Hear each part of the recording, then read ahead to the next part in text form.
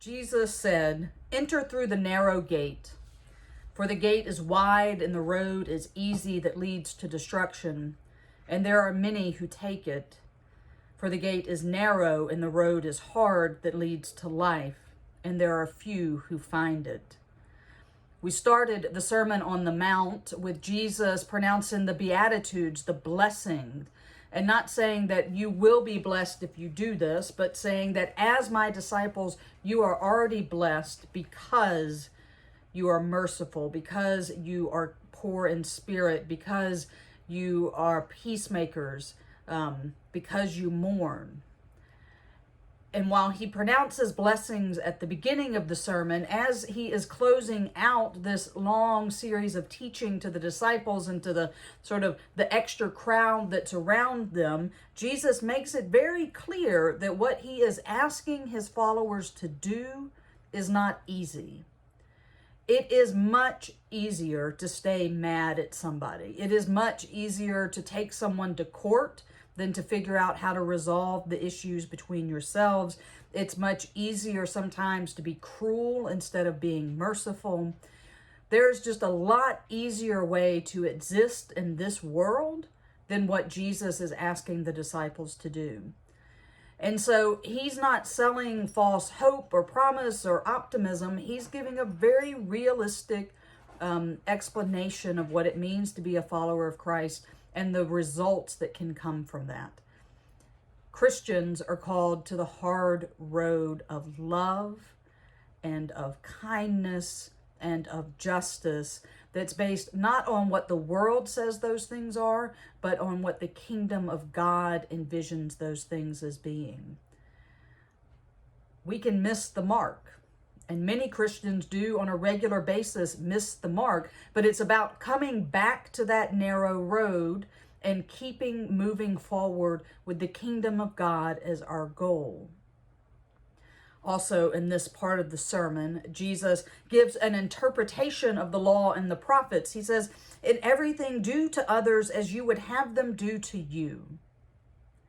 Now, this is the first time that Jesus gives a summary of the law and the prophets in Matthew. Later on, he is in response to a lawyer going to say that the first commandment is that you should love the Lord your God with all your heart and with all your soul and with all your mind, and that the second commandment is like unto it, and that's that you should love your neighbor as yourself.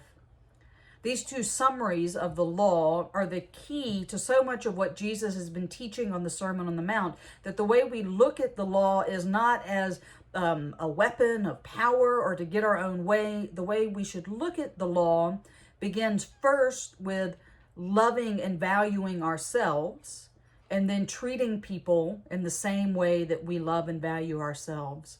And then Jesus summarizes it again in saying that the call of the Christian is to love God, to love yourself, and to love your neighbor.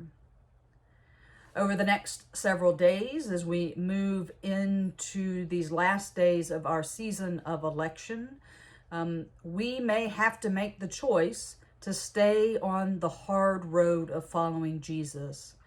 That may mean when people around us take the easy way and use harsh words or divisive language, that we restrain ourselves from doing that.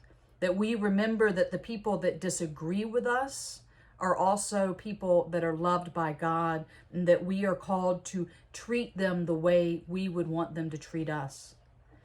We may be faced with people that seek more drastic response if they're not happy with what happens. People that may call for violence or that just may use hateful language. And in that moment, our call as Christians is to not respond in kind, but to respond with love. To turn the other cheek, not as a way to giving in or giving up, but by taking control and power to show that we are followers of Christ and that there is a different way to be and a different road to take. It may be a hard road and the gate may be narrow, but we have the teachings of Torah, the teachings of Jesus and the Gospels. We have a whole tradition of the church that even when it loses its way, it finds its footing back on the path towards God, towards the kingdom of God, and towards being able to say that prayer that Jesus taught us, that God's kingdom come on earth as it is in heaven. I hope that in these coming days, you remember the words of Jesus. And remember that while Jesus promises and offers life and blessing and community, that it's not always going to be easy, but it is the road that we are called to follow.